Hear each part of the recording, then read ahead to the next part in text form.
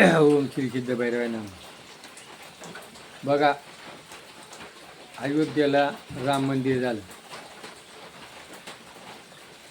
काहीतरी 1000 वर्ष त्याचं हे होतं आणि ते पूर्ण झालं. पण राम मंदिर झाल्यानंतर रामाचा जो आदर्श आहे तो या आपल्या भारतामध्ये किंवा जगामध्ये घेणं गरजेचं आहे. बघा, रामाला कैकेयीनं काय केलं, मंथरादासीनं कैकेयीला शिकवलं का तुला जे वर मानलं, रामाचा राज्याभिषेक होणार होता. रामाला राज्य राम राज्यावर बसणार आहे. मग तुला जे 2 वर मागितले, रामाला वनवास आणि भरताला राज्य मागून घे. आणि कैकेयीनं दशरथ राजाकडून ते 2 वर मागितले. आणि रामाला ज्या वेळेला राम कैकेयीच्या महालात गेला तेव्हा त्याला कळलं आपल्या बापानं वचन दिलेलं आहे.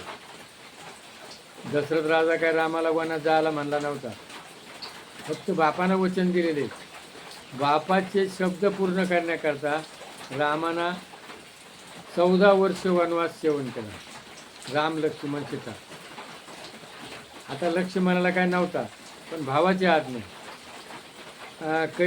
सीतेला काय नव्हता, पण पती. म्हणजे आज भावाची आज्ञा, नवऱ्याची सेवा. आणि ज्या वेळेला भरत घरी आला मामाच्या गावी तेव्हा त्याला कळलं. आणि भरत रामाला भेटायला गेला. आणि रामाला ज्या वेळेला भेटल्यानंतर भरताने काय सांगितलं, मला हे राज्य नको. आणि राम म्हण मला नको, आज मला पाहिजे. भावाभावांचे खून होतात. आज हे मंत्रिमंडळामध्ये मला राज्य पाहिजे, मला मंत्रिपद पाहिजे, तेवढी खटाटोप आहे. सांगा, राम मंदिर बांधून काय उपयोग आहे का? रामाचं जे आदर्श जर तुम्ही घेतला नाही काय, तर त्या राम मंदिराचा काय उपयोग आहे? म्हणून राम त्याग, राम भावाभावाचं प्रेम, मला नको, एवढं मोठं राज्य सोडून राम वनात गेला. आणि आज पंचायत समितीच्या सदस्याकरता, सरपंचाकरता लोक बांधणी करतात. म्हणून ही त्यागाची भूमिका ही ज्या आपल्या भारतात आहे ही आपण अनुकरली पाहिजे, तर खऱ्या अर्थानं रामराज्य होईल.